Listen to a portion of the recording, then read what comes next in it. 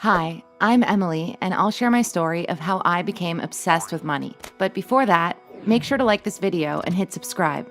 If you don't, you'll fail in every test you'll do in the future. So, I was poor my entire life.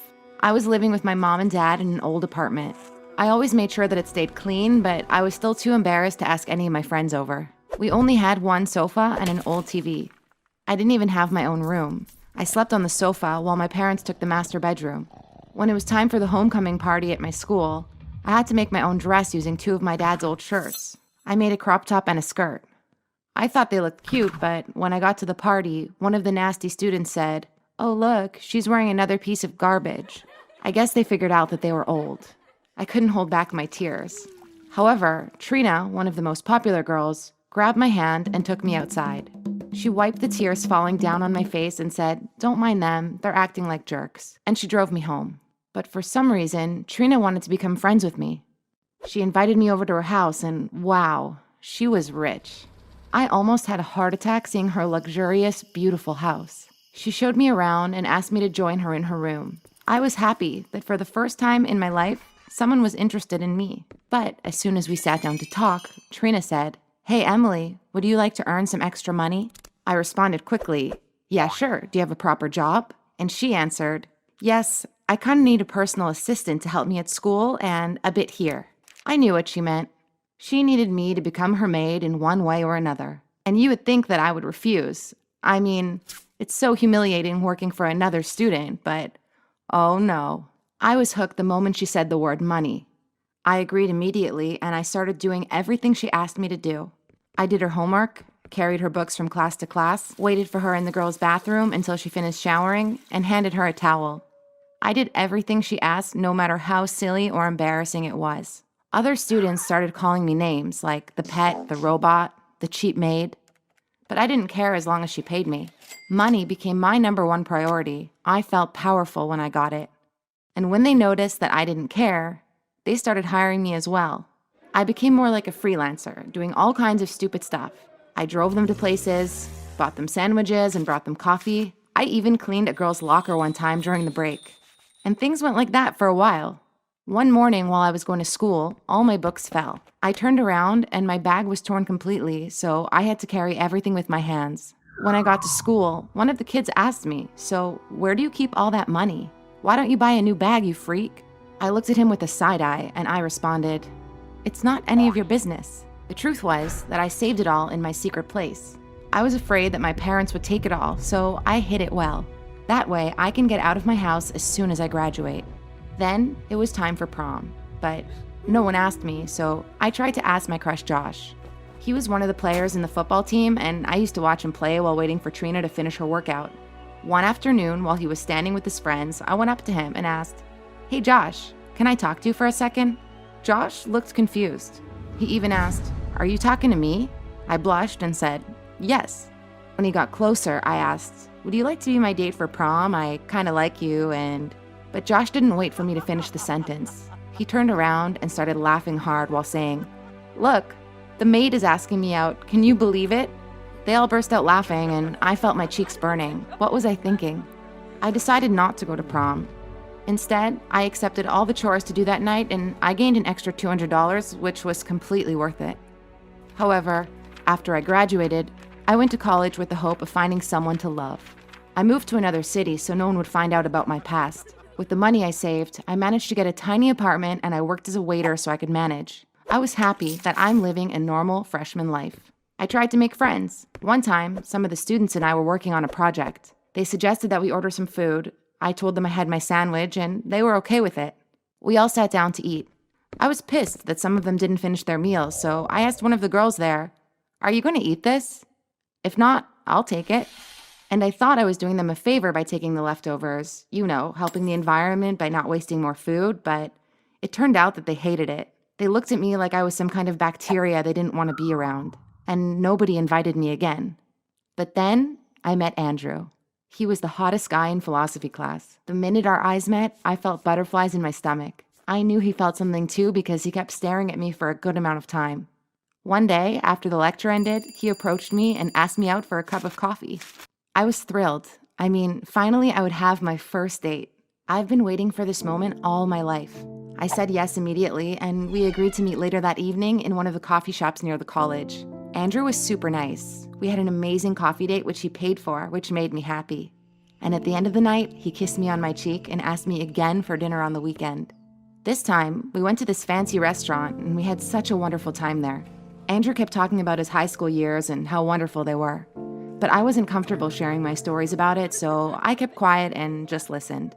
I was super excited to have someone to talk to, but when we finished our meal and it was time to go home, he looked at me and said, "So, should we split the check?" It was like he slapped me on my face. Split the check? Was he kidding me? Sure, I replied. But when I saw the bill, I almost fainted. We had 2 meals for $50? What? I whispered. We could have eaten tacos for $5 and call it a night. Andrew didn't hear me, so I told him that I had to go to the bathroom, but he suspected that I was going to run away, so he told me to pay first, then go to the bathroom. I couldn't contain myself. I started yelling at him in front of everyone that I did not ask him to bring me to this fancy restaurant. Then I stormed out, and you guessed it, he never called me again. I was heartbroken, but it made me think about my life. How did I become so cheap? Could have just paid those damn $25 and kept my mouth shut. Why did I make such a fuss about it? But if I did, I wouldn't be able to sleep that night. I looked around and I noticed that I live in the tiniest apartment in the city, although I could afford to live in a mansion from all the money I've saved. I've always eaten using plastic plates and spoons so I don't have to open my water tap. I even reused them a few times before I threw them away, and I only bought new clothes from thrift stores if the old ones were torn. I even debated the idea of living on the streets to save money I spent on rent, and I could shower in the college bathrooms. Oh my God, I was cheap. Yet, instead of feeling sorry or getting angry with myself, I made peace with it. I'm cheap, and I'm proud of it. If Andrew didn't like that, then that's his loss. Money is everything in life, whether he liked it or not. With that mindset, I began to look for more ways to save money. I needed to see the number in my bank account going up and not a dollar down. I went dumpster diving looking for food, and sometimes I went to homeless shelters to get a free meal. I also started collecting plastic bottles from the streets and recycling them to get extra pennies. But that got me in trouble once. I realized that one of the big restaurants keeps their plastic bottles in the trash bins in the street behind it. So I started going there at night to take as many bottles as I can. One night, when I was filling my bag with the plastic bottles, I heard a creepy voice behind me saying, "Hey, you, stop right there." My blood ran cold. I stopped and turned around and saw 3 homeless people. They all looked like a giant mess. Their clothes were dirty as well, and one of them asked, "We've been wondering who's been stealing our share. What are you doing here?" Then he came and snatched the bag out of my hand and said strictly, "Stick to your zone or else you'll have to deal with the consequences." I nodded my head and ran away. My heart was beating fast like never before. I thought the man wanted to hurt me.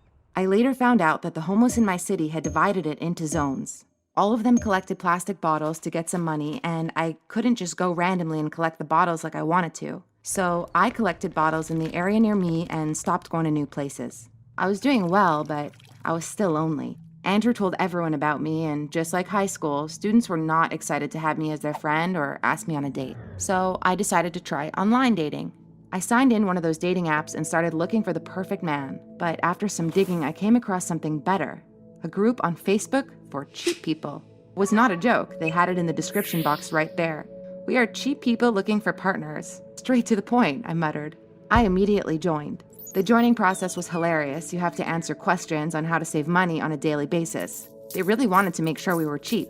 But that led to something exciting. 2 days later, I had a message from a member called Tom saying he was interested in me, and he would like to ask me on a date. "Where?" I asked. Tom replied confidently, "The beach, of course. It's free, and please bring your own snacks. I'll bring mine." I was impressed by how honest he was from the first time, and I've never been so excited about a message in my entire life. I was so excited that I went to the secondhand store and swapped one of my old dresses with another one. We went to a date on the beach on the weekend. It was magical, enjoying the sunset together. Tom was extremely hot, and we couldn't stop talking and sharing our experiences and secrets on how to spend less money. But when we got up to go home, we both noticed a nickel on the sand. Without giving a second thought, we both went for it, but Tom was faster and he got it first. We looked at each other and I said, "It's mine. I saw it first. Give it back." But Tom objected, "No, I saw it first." Then he opened his hand and we found out that it was a shiny bottle cap and not a nickel. We both burst out laughing at the same time. And while we were laughing, I looked at him and all I thought about was, I think I found my soulmate. I think I'm in love. And I'm pretty sure he was thinking the same thing. 10 years later, Tom and I are still together living in my tiny apartment. We have a fortune now, but of course, we don't want to spend it on silly things. As for kids, no, we don't want any.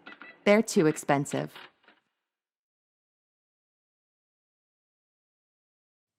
Hi, I'm Susie. I hated my daughter for so long. Now, before you judge me and call me all sorts of names for being a bad mother and all of that, I'd like you to hear my story. Typical story of boy meets girl and they fall in love. Nothing special. James and I graduated from college with good grades, but getting jobs became an exhausting task. I worked as a waitress to earn some money while James was hunting for a real job.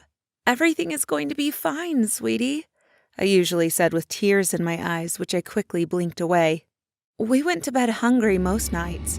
There were some times I stole food from the cafe just so we'd have something to eat.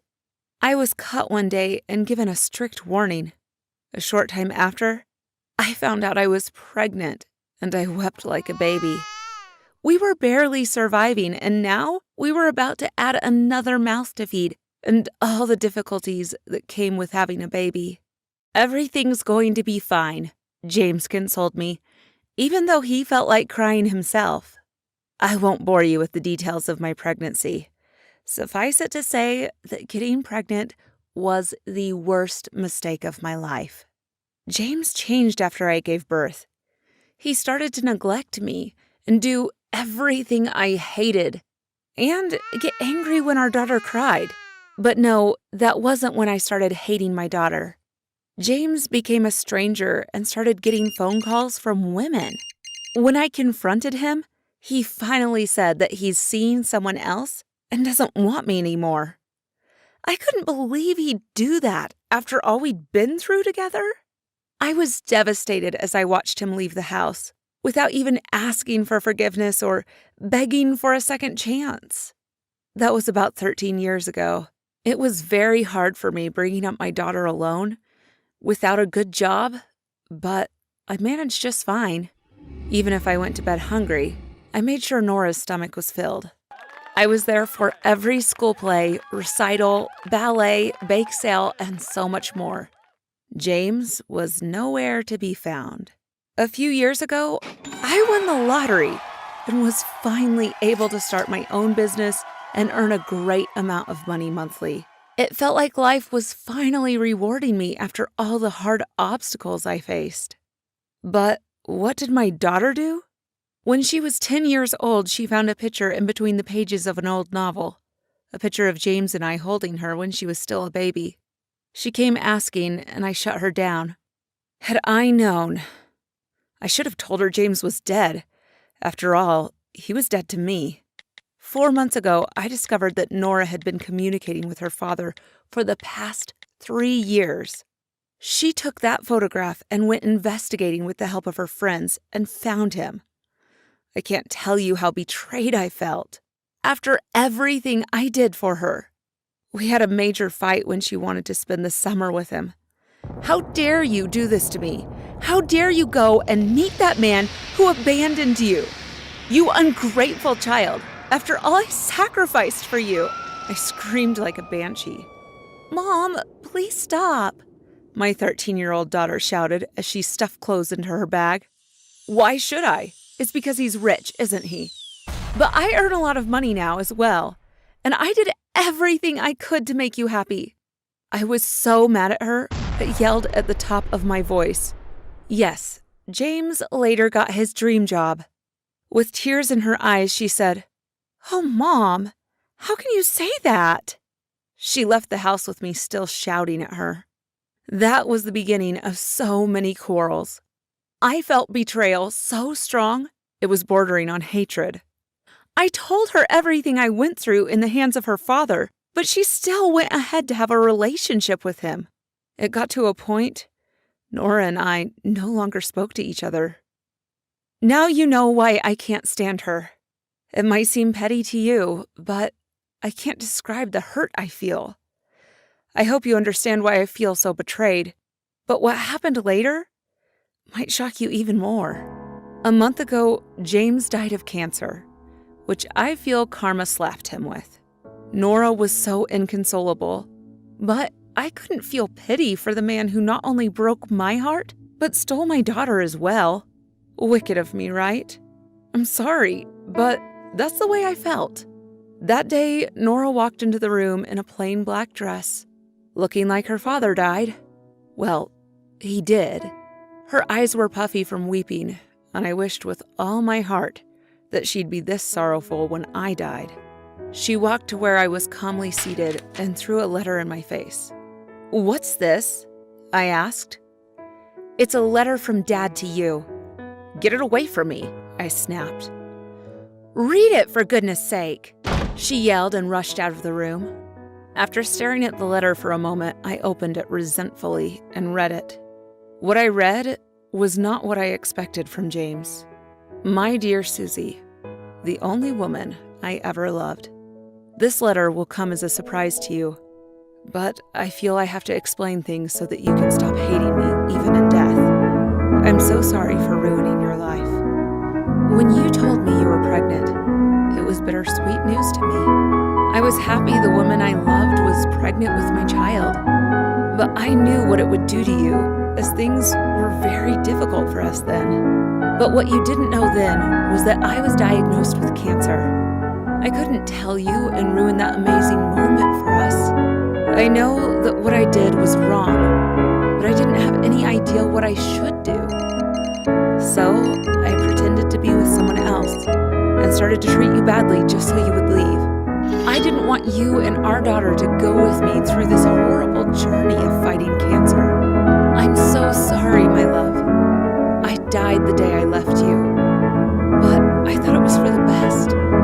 I sent you money through your boss every opportunity I got and made him call it a raise. You didn't win the lottery, my love. I sent you that money immediately after I made my first million, and I'm happy you used it to set up your dream business, which has made you live in comfort with our daughter ever since. I beat cancer a while before that, but I was told the chances are high that I would become sick again, so I couldn't risk it. I wanted to love you from afar, but I couldn't die before meeting Nora. When she found me that day, I couldn't help but take her into my life. She's a wonderful daughter, thanks to you. I'm glad you found happiness without me. I'm so sorry for everything. Please, find it in your heart to forgive me. I love you." Tears ran down my eyes in waves. Nora came into the living room, stared at me with pity in her eyes, and sat down to draw me into her arms. We cried together. "I'm so sorry. I'm so sorry," I wept pitifully. "It's okay, Mom. You didn't know." He explained everything